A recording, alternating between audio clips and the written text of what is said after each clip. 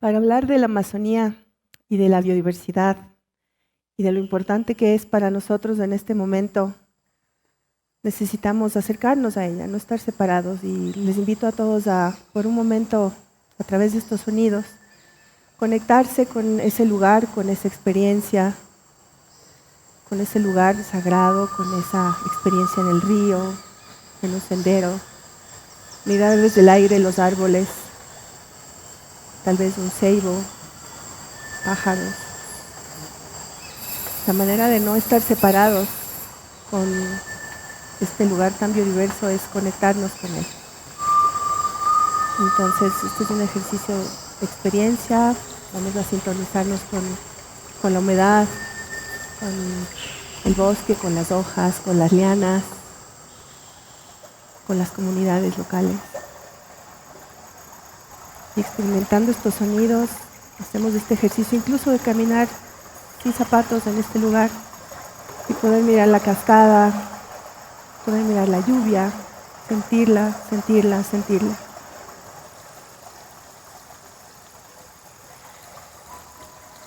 En esta imagen que ustedes ven ahí, en el año 96, ya hace algunas décadas,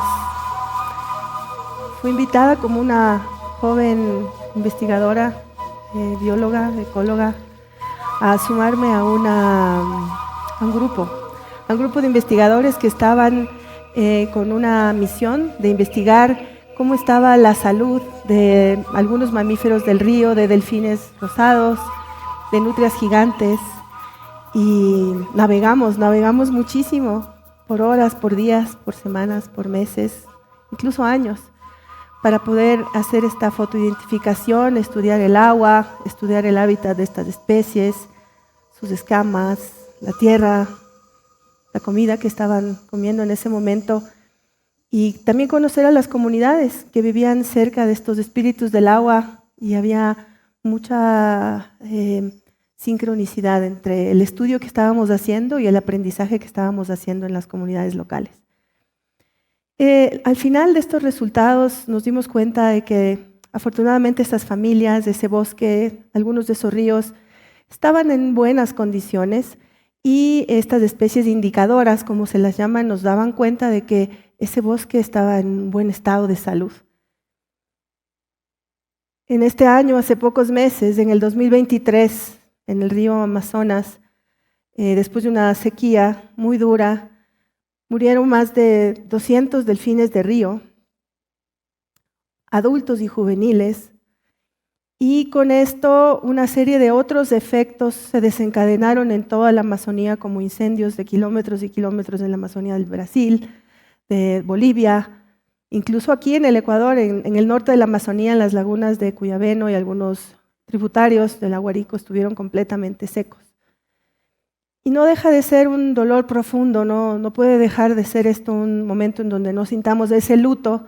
por estas especies, por estos hermanos menores que acaban de fallecer en sus ríos por no tener agua,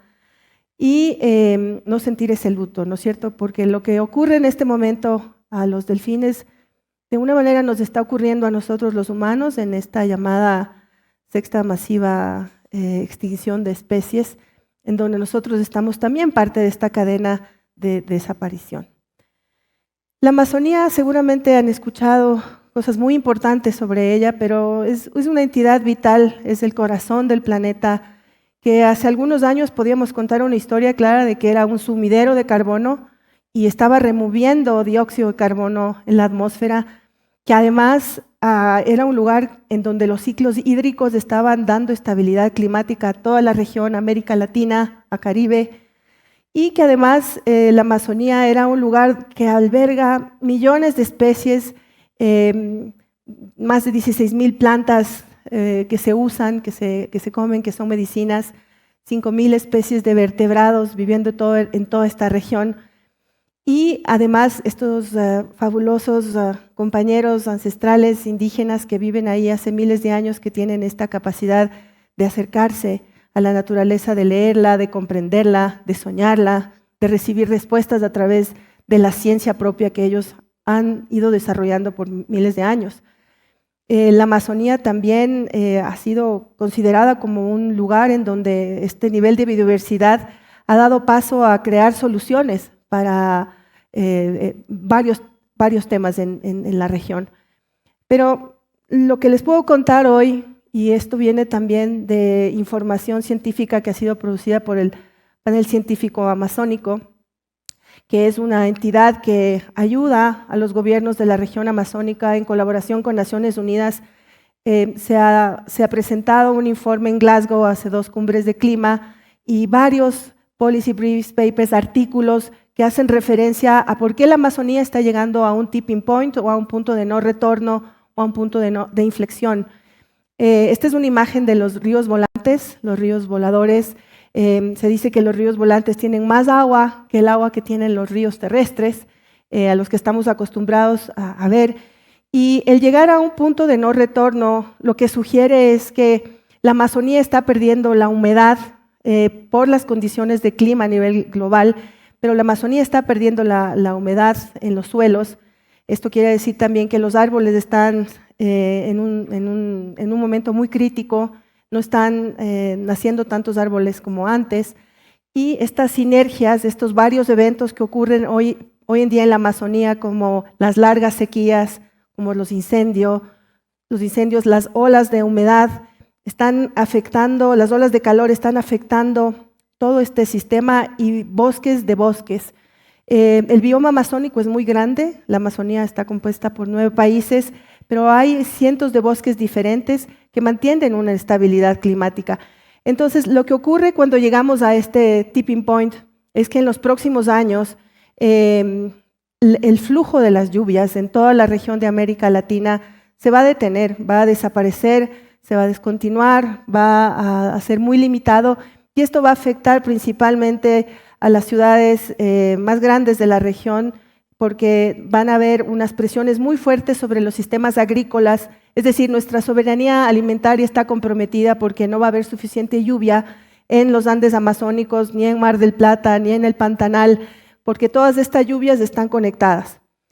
El agua que entra del Atlántico y va a los Andes amazónicos en estos ríos volantes se recircula, se recicla, y la suerte de estar en los Andes amazónicos es que nosotros tal vez sí tengamos más lluvias, pero esto no ocurre hacia el sur de la Amazonía. En el sur de la Amazonía otra es la historia, y por los temas de deforestación y degradación que también ocurren a gran escala aquí en Ecuador, en Perú, en Colombia, pero con tanta fuerza que ocurre esto en la Amazonía de Brasil,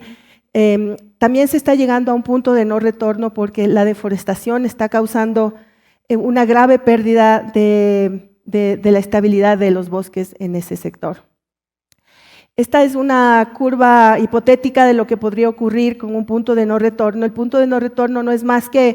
una serie de eventos que ocurren hasta cierto punto, y a partir de este cierto punto es como una escalera de dominó. Todo se va a ir para abajo muy rápido.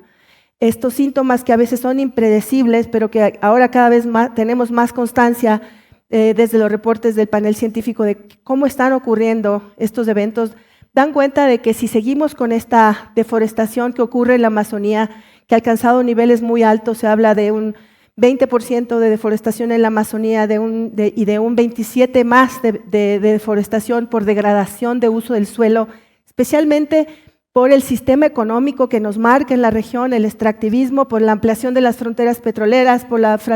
ampliación de la frontera minera a gran escala, por el cambio de uso del suelo a monocultivos de palma africana, por la infraestructura que estamos construyendo. El tema de las carreteras, el tema de las hidroeléctricas están afectando todos los sedimentos de los ríos y los tributarios, con minerales, con mercurio, pero también estos sedimentos están impidiendo que los peces y las migraciones de los peces ocurran en grandes extensiones de la Amazonía. Conocemos que al menos el 40% del flujo hídrico de los ríos de la Amazonía está detenido, está interrumpido por el tema de las hidroeléctricas, por el tema de los cortes en los bosques que se han generado a través de la participación humana en todas estas actividades. Y entonces, volviendo a este gráfico, lo que nos dice el gráfico hipotéticamente es que al 2050, si la deforestación y la degradación de estos bosques aumentan y nos vamos a un 30-40% de degradación de todo el sistema comienza a colapsar y los bosques no van a ser más bosques, sino van a ser grandes arenales y desiertos y una sabana al final, que es lo que ya está ocurriendo en el sur de la Amazonía del Brasil. Se dice que ya se ha llegado al punto de no retorno y en las próximas 2 décadas es lo que le espera también a la región, estar dentro de este punto de no retorno, en donde además las condiciones de temperatura que se van a registrar en las ciudades andinas amazónicas, nosotros como aquí en Quito o en Lima o en La Paz, las condiciones de temperatura se van a ser tan altas que las condiciones de vida humana van a ser muy difíciles tanto para la gente en ciudades como para la gente rural. Entonces, para poder hablar de las soluciones y de cómo enfrentamos a este desafío climático global, conociendo que la Amazonía es un tesoro de vida para el mundo por la biodiversidad, pero también porque nos permite la estabilidad climática, necesitamos hacer una reflexión profunda sobre cuáles son los sistemas económicos que nos están llevando a esta destrucción eminente y a esta posible extinción masiva de especies que además va a estar, muy amenazada en el sistema agrícola, como lo dije hace un ratito.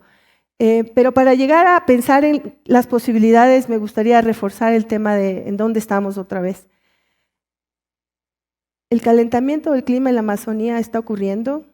Hay 2 grados más de temperatura que hace 40 años. Y si es que a nivel planetario la temperatura sigue subiendo entre 2 grados y 4 grados, la Amazonía va a ser uno de los lugares más calientes en el planeta Tierra. Y lo que vemos como verde en este momento va a tener una distinción muy fuerte si es que este punto de no retorno nos va acelerando estas sinergias que ponen mucha presión y estrés en todos los sistemas de agua, los flujos de agua. Entonces, uno de los temas que tenemos que resaltar en este momento es que en el Ecuador se han hecho grandes esfuerzos, somos un país piloto, es un país pionero en lo que ocurre en la región. El hecho de que hace unos meses los ecuatorianos a través de un referéndum hayan votado, los ciudadanos hayan votado y se hayan expresado por un sí mayoritario para preservar los combustibles fósiles bajo tierra y convertirse en el primer país en la región en repensar el sistema de energía que vamos a tener en los próximos 10 años, es un suceso histórico y es un suceso que además se suma a que hace algunos años, en el 2008, el Ecuador también reconoció en la Constitución a los derechos de la naturaleza como sujetos de derechos. Y después de esta gran discusión que se ha tenido en Ecuador hace pocos días en la cumbre del clima en Dubái, cuando los países que llevan la agenda económica global, que impulsan el tema del petróleo en el mundo y que no daban paso a discusiones para salir de esta fase de mantenernos tan dependientes de la era del petróleo a una distinta, a una economía diferente, países como Colombia dieron un paso agigantado también sumándose al convenio, al Tratado Internacional de No Proliferación de los Combustibles Fósiles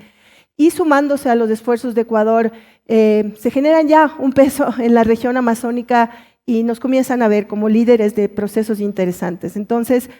para revertir el punto de no retorno tenemos que enfocarnos en 9 aspectos. Uno tiene que ver con estas reducciones globales que tienen que ver con la desaceleración de una economía basada en el petróleo. Por otro lado, vamos a insistir en fortalecer los procesos de creación de más áreas protegidas y de dar los créditos a los pueblos indígenas, asegurar la protección de sus tierras, de la titulación de estas tierras en toda la región, reconocer sus derechos en todo el sentido de la palabra para que puedan participar de las políticas públicas y beneficiarse también de financiamiento climático para implementar sus planes de vida.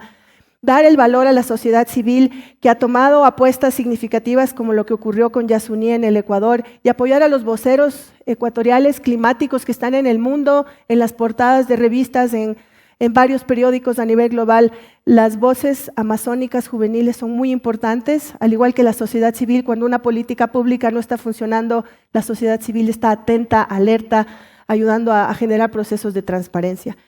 Necesitamos dar también un espacio a la ciencia, a invertir en los procesos de investigación para poder medir mejor y tener más datos que nos permitan saber cómo estas predicciones y estas presiones sobre la Amazonía funcionan y qué debemos hacer para frenar este punto de no retorno, y enfocarnos mucho en la restauración, la reforestación de bosques y en la conexión entre bosques andinos amazónicos, porque estos son los lugares en donde estaban los refugios climáticos en la era en que todo se congeló, menos la Amazonía. Este todavía sigue siendo un refugio climático para especies animales vertebrados que van a recurrir a estos sitios de refugios mientras la desconexión de los Andes amazónicos existen. Entonces nos vamos a enfocar en reconectar los bosques de los Andes con la zona andina. Tenemos también que hacer esfuerzos muy importantes para generar portafolios de financiamiento climático con la banca privada, los estados, los fondos del clima, pero también con inversiones de impacto, con inversiones catalíticas y con otros fondos que van a permitir a los pueblos indígenas y a las comunidades locales participar del diseño, de la gobernanza. Las mujeres tienen que estar al frente, que son las que protegen los bosques y las semillas, pero la distribución justa. La justicia climática no se va a lograr en el planeta si no incluimos en esta distribución de recursos, en las acciones inmediatas a los actores más importantes, que en este caso son los pueblos indígenas. Las cuencas sagradas amazónicas es una iniciativa muy importante en el Ecuador y en el Perú, que pretende la conservación de 35 millones de hectáreas. Al menos 30 nacionalidades y pueblos se han sumado para detener cualquier tipo de industria extractiva ampliándose en la Amazonía. Entonces, la permanente protección de la Amazonía depende mucho de estos héroes que viven en los bosques, que están generando una voz para nosotros y las próximas generaciones. La vainilla, el morete, la guayusa, el cacao blanco, son cadenas de valor que están dando un sentido económico a las comunidades locales y también al mundo entero, porque se convierten en superfoods y en superproductos, y están demostrando que hay opciones para una economía para la vida y no una economía para la destrucción y la muerte, que es lo que hemos visto hasta ahora. Por la Amazonía nadie se cansa. Muchas gracias.